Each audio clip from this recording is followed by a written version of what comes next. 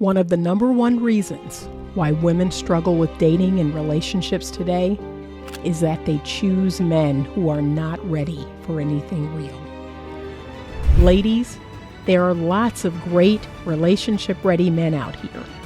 However, you need to learn how to choose them.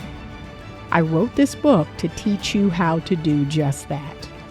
Get your copy of Choose Well, a simple formula to determine the best man for you on Amazon today. Good Sunday afternoon. It's 12:05. All right, I am headed to brunch, and I just want to jump on really quickly after church. And I wanted to give y'all this quick message. And, church kind of inspired this message. So I'm just going to give y'all this quick message because I'm not far away from the spot that we're going to brunch at.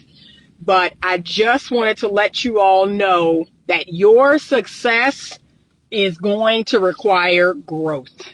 You have got to become uncomfortable. You have got to learn. You have got to grow. You cannot keep making the same mistakes over and over and over. Okay? If you want a successful life, if you want success financially, if you want success in relationships or your marriage, you have got to grow. It is as simple as that. Some of y'all want to stay in your comfort zone. You want to keep doing what you're doing. You want to keep being around the same people you're around. You want to stay stuck in these situations that y'all have been in forever. You will not be successful. You have to understand that. I am being pushed out of my comfort zone. I am being pushed way out of my comfort zone. And I don't like it. And yet, it will one day lead me to my success. That's what you need to know. You have got to do something different. And how about this? You've got to do the ego work required. You got to do the ego work required to learn from other people's mistakes. Okay? There's a whole lot of mistakes out here that people are making in the world that you don't have to make. You can literally look at them, look at what they're doing, and you can say, oh, no. Okay? Let me take this as a lesson for me to learn not to make that mistake. But it is mind altering that there are people out here that are doing the exact same thing over and over. And you're so prideful. You're so full of pride that other people are telling you, hey, you see this? You see that? You see this? And you are so full of pride that you're like, don't tell me nothing. Don't say nothing to me. You don't know what you're talking about. Da, da, da, da, da. Like, what? No, come on. Y'all, I can't make this up. So, something that has been put on my heart, and I've been talking to people about this for some time now. Y'all know what I believe. You know that I'm, born again. I'm a Christ follower. That's what I believe. That's what, the Lord has spoken over my life, right? But look, a lot of people would say to me, how do you get to the point where you fire clients, you let clients go? How do you get to that point?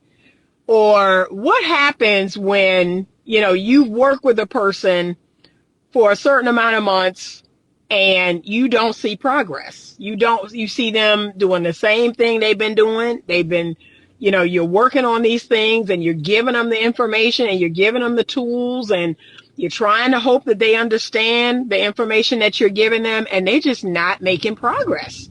They continue to do the same things. They continue to make the same mistakes, and they make the same choices, or they exhibit the same behaviors. I said, look, let me tell you how I work. I do not, and this is how the church needs to be. This is the thing I've been saying about the church. This is what the church, every church, okay, every church needs to exhibit this. Yes, I welcome broken people. I welcome people who don't have all the answers. I welcome people who are in their toxic behaviors, I welcome those people. That's actually what therapy and church is for. Therapy and church is for people who don't have all the answers, don't have it all together. They have some toxic, dysfunctional behaviors, right? But how about this? You are not supposed to be in those environments and stay the same. That's the part, that's what you ain't gonna do.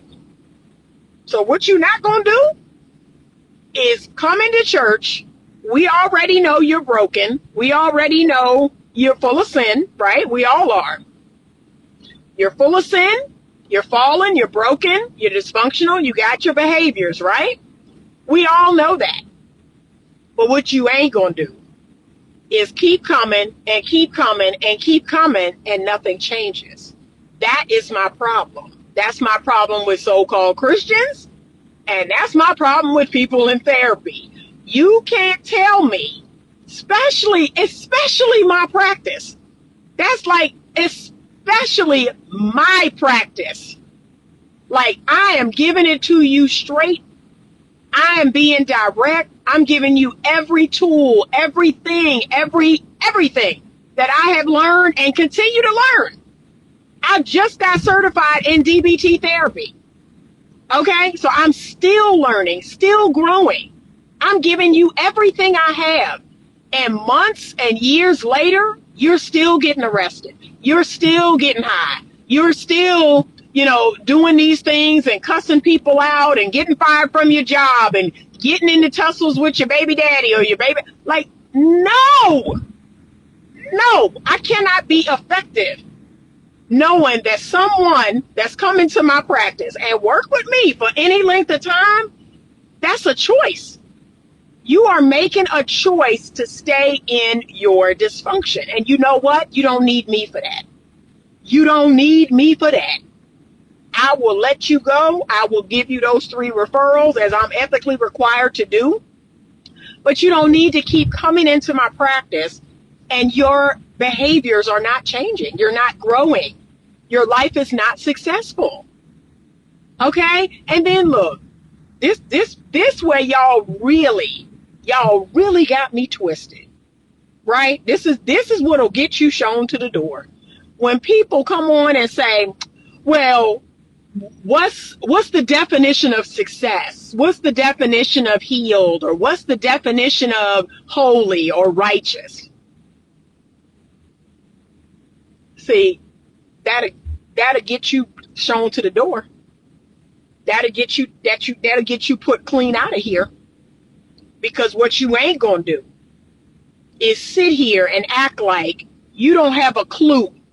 Like, oh, well, whose measuring stick are we using? Come on now. Stop doing that.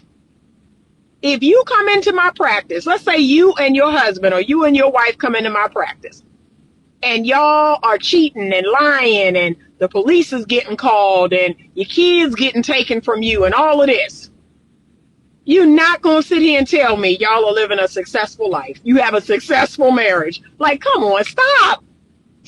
It irritates me. And you know what? I don't even deal with people like that. When they come on my platform, what's the definition of successful? What's the definition of... Come on, stop. I just don't deal with you. I hide my YouTube channel from you. I block you from my platform because it's ignorant. It's ignorant. It's I don't know if it's smart aleck. I don't know what you call yourself doing. Or if you are really that clueless. Like, if you are really that clueless as to what healthy looks like or what a successful marriage looks like or what a successful life looks like, I can't help you. Okay? You don't even need to be over here. But that really irritates me when people do that. Well, who's measuring stick? And just because a person isn't living like you don't mean they're successful. Baby, if you are lying, if you are cheating on your husband or wife, if y'all got the police called every other weekend, if your kids getting taken away from you, if you are crying, if you can't go to work, if you are depressed or anxious, there ain't nothing successful about that relationship. So let's not do that. Okay? And let's come full circle and talk about Christendom. Let's come full circle and talk about what it is to lead a successful life as a Christian. Okay? God already knows that in your fallen state, you will not reach perfection in your fallen state. Okay? So before Christ come, he already knows you're going to slip up. You're going to make these mistakes, right? We're talking about y'all living in sin. We're talking about y'all choosing to fornicate every day, choosing to be in adulterous affairs. We're talking about y'all lying every day, cheating and stealing every day. We talk about y'all, it's not slipping and falling. It's you all choosing sin every single day. And to those people, and then let me go here. Somebody not going to like this, and I'm going to say it. If you know anything about Jehovah's Witnesses, so my mother happens to be a Jehovah's Witness. She has been for over, I don't know, how old is she? 50, 60 years? My mom's been a Jehovah's Witness for, 55 years? A long time. The one thing I will say about that religion, that sect of religion, that I actually respect, this is the one thing I actually respect about Jehovah's Witnesses. So they have a very, very strict policy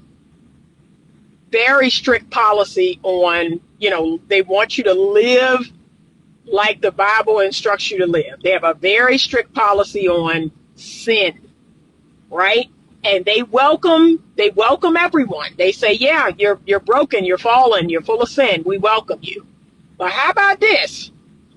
If they don't see a change, like if your behavior doesn't change, if you don't fall in line to the way the Bible wants you to live, they will put you out. It's called disfellowship. They will disfellowship you. Okay? They will put you clean out of there. And look, they will give you a chance to get right again and try to bring you back in again. But if you can't get right, they will disfellowship you. They will put you clean out of there. And you know what? I actually respect that. I actually respect the fact that they stand for something. That they're like, look, you're not going to come in here and keep actively sinning. And then what do they say about the clean water and the dirty water? The clean water don't make the dirty water clean. It's the dirty water that make the clean water dirty. Like, you are now subject to rubbing off on everybody in their congregation. They cannot keep you and your sinful self in their organization.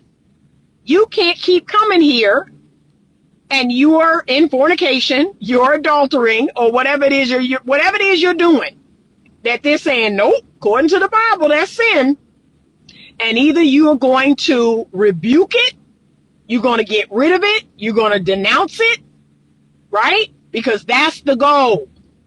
The goal is like they say, when you born again, the goal is that the old you dies. Whatever you doing that you actively doing is supposed to die. That sinful part of you is supposed to die. Okay? And then the new man, the new mind is supposed to be born. But if you want to keep, this what I don't get. If you want to keep living in sin, if you want to keep doing you don't need the church. You don't need the church. Can we be honest? You can go straight on to hell. like, you don't need the church. Why are you sitting in church every Sunday? What's the point of that? What's the point of going to Bible study? Make it make sense. But y'all, it's like, that's my disappointment in the church now. We are allowing people who are actively in sin. Like, yeah, okay. There's no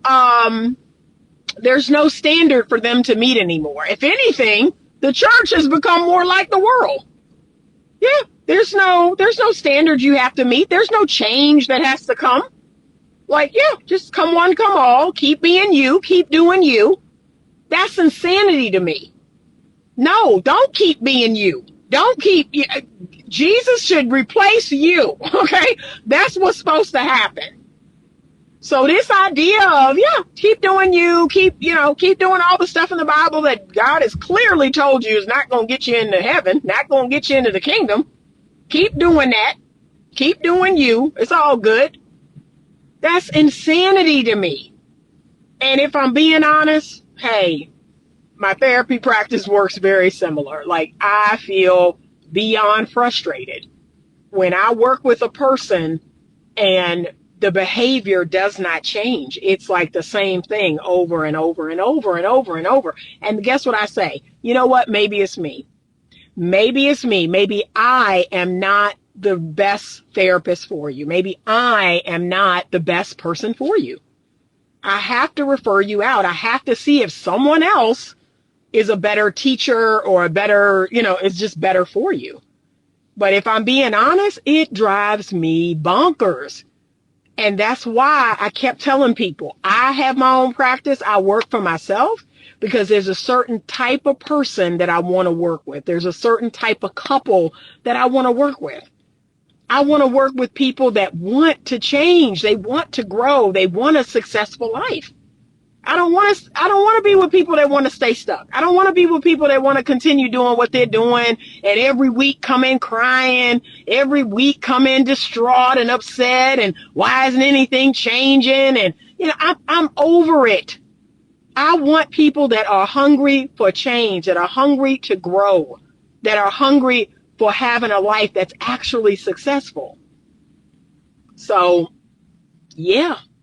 And if I'm being real honest, the church I want to be a part of is one that holds people accountable, is one that makes people responsible, that says, look, you're welcome. Everyone is welcome, regardless of the state we find you in, but you can't stay there.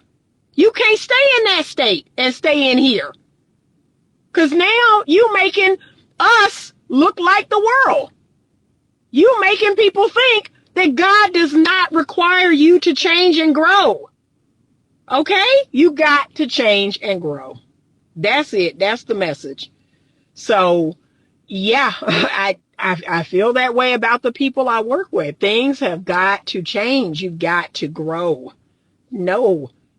She said they just want to feel less guilty that they're at least trying, but no real intention to change. Yeah, I can't. All right, he said because they want the money for the church, the people that's running the church. It's so convoluted right now. It's really convoluted, and it's sad to me that even, something that should be righteous, something that should be holy, that has now become tainted, whether it's money, whether it's politics, it's a lot of reasons. It's a lot of reasons why the church will not stand on certain things. I think it's political. I think it's power driven, money driven. They will not stand on the word of God. They will not call certain people out. They will not call sin sin. That just irritates me so badly, y'all. It just, oh Lord. And look, I am not holier than thou. I am not perfect. I am not, like I said, I think my righteous indignation gets the best of me. God has checked me on that. Like, look, okay, stop it, right? Stop it with the righteous indignation. Like, you're doing too much. Pray for people. Try to speak life into them. Try to give them, my word and the way things need to go. Just try, you getting all riled up, right? He's even checked me. But y'all, I'm passionate about my God.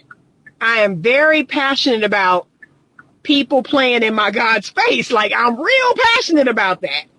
Just like I would be passionate about a man playing in my face.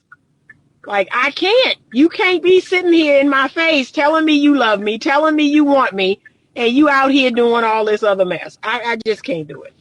I just can't. I can't. But somebody, and that's what I appreciate about the pastor, is like, yes, somebody has to say it.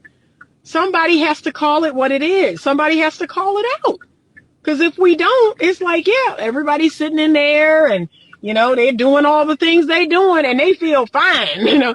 They feel fine. They don't feel convicted. They don't feel nothing. It's like, yeah, hey, I show up here every week. and I'm just out there doing whatever. I just can't. I can't keep quiet. I'm not built that way. So that's it. Like I said, that's the message. And to some extent, I run my therapy practice in a similar way. Like, you can't come to me and sit in my office and you're still doing the things you're doing. Like, you don't want to get help. You don't want to get help. This is a space, this is a time slot for someone that actually wants to grow, for someone that actually wants to change and wants to have a successful life. And yet you come in here every week. I would have people come, I kid y'all not. I would have people come every week. And I mean, the nonsense just continued. And I was like, look, this is a slot that someone else can be occupying, someone who actually wants to do the work. And I mean, when I tell y'all I call people out, I call people out. Okay? I don't tiptoe in the tulips. I don't, That's why it's some people that just, look, they sit down on my couch, I call them out, they never come back. They like, oh no, oh, this is hurting me. I ain't trying to do this. And I'm glad of it. I'm glad when they leave. Yeah, go on. Because you don't want to do no real work. Oh, Lord. But it just irritates me. Hold on. Oh, yeah, it's definitely a lot of politics, money hungry. This is how I know the people of the church don't really care about some of the people of the congregation when the members fall on hard times and get turned away. Yeah, I can't do it. I can't do it. So that's the message. And who is for is who is for. It's probably a lot of people that's going to hear this message and, you're going to turn it off and that's all right because it's not for you. You ain't ready or hey, how about this? I have more respect for people that's like out there. They out there. They're not going to church. They're not reading no Bible. They're not claiming Christianity. I have more respect for them. But it's the people that's, you saying you for this, but you really ain't. So that's the part I don't understand. He said you tithe and work for the church and they won't help you. I'm going to be honest with you. I have not ever been a member of a church like that. Most of the churches that I've attended and been a member of, they do help the community. They do give back. So I've never been a member of a church like that. But yeah, I have more respect for the folks that just step fully into sin. They just fully into sin. They're like, yep. This is what I do. This is what I'm on. This is what I'm about. Hey, I respect them more than people claiming to be Christian and they are actively in their sin. Like, I just can't get down with that. I just can't. Have I slipped and fallen into sin? Yes, I certainly have. Yes, I certainly have. And look, jumped back up and was like, how did I get here? What am I doing? I felt the conviction of God many times, where I was like, I shouldn't be doing this. Like it just come upon me. And I get right and I get back on the path. That's all we can do. So I'm not talking about the slips and falls. I'm not talking about the how did I get here's. I'm not talking about that. I'm talking about y'all that's actively in your stuff. You actively getting high. You actively getting drunk. You living with somebody you're not married to. You actively sleeping with them. You have a whole life and doing all this stuff married people do and you ain't married. That's what I'm talking to. Make it make sense. So no, we can do better. I know we can do better and we need to do better because we're creating a society where we're normalizing all of this. Like, people are mad. They're mad when they hear my message. Like, what are you on? Like, this is normal, right? The living together before marriage and all that's normal. Why are you tripping? Like, that's people actually be messaging me that. Why are you tripping? Lord, why are you tripping? This is what we're doing now. Normalizing foolishness, normalizing sin, normalizing we can't even figure out what a woman is. Like, that's normal. What are you talking about? Oh my God. It's a sickness. It's a sickness that has come over our world. And most of the people in it are asleep. Y'all are dead asleep. It's crazy. All right, I gotta go. I'm getting ready to pull up. Have a great Sunday. Hold on a second. Yeah, he said some do, but you're right, some don't help. Yeah, like I said, when God puts something on my spirit, I have to speak on it. That's it. It's called obedience. So a lot of people say, you getting all riled up. Why do you talk about this stuff? Because when God says, talk about this, it's called obedience. I got to talk about it. All right. So have a great Sunday. It's a beautiful day here. These fall days have just been beautiful. Absolutely amazing. Have a great Sunday. I'm going to get my dog to the dog park later, but right now I am heading into brunch. Thank you for watching. If you're watching on YouTube, please consider subscribing. Like this video. Give it a thumbs up. Share it with anyone you think could benefit. Have a great Sunday. And as always, stay open to love.